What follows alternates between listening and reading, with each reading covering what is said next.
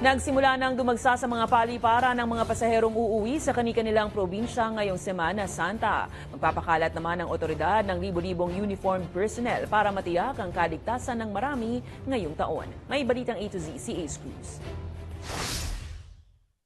Maagang flight ni Maita pa Hong Kong, inasahan na niya ang pagdagsa ng maraming pasahero na mabiyahe lalo't malapit ng Semana Santa. Ayoko kasing nakikisabay sa dami ng tao kasi kanina nung papunta dito medyo nag-traffic na eh. So ayun, sigurista ako na nandito ako by mga how many hours ahead.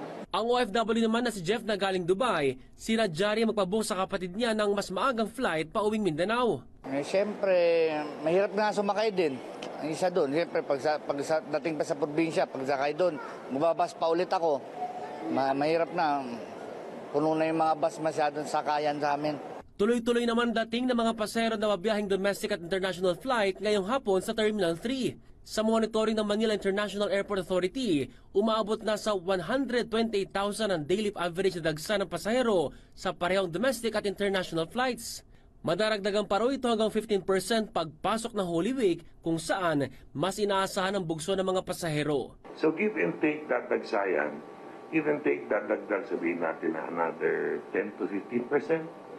So that means if you calculate the whole thing for 1 week, just mag-average na lang tayo sa 130,000 passengers per day na ngayon, sa 7 days more than 1 million yan. Apilan naman ng MIAA sa immigration, pabilisin ang proseso. We would like to ease up. Hindi ko sinasabing matatapos natin yung may talagang totally seamless. Magkakaroon ng konting queue yan. Kasabay na inaasang dagsa ng mga pasahero sa iba't ibang paliparan, nakatutok ang pamunuan ng MIAA sa anumang pwedeng mangyari, gaya na lamang ng power outage na pwedeng makabala sa buong operasyon.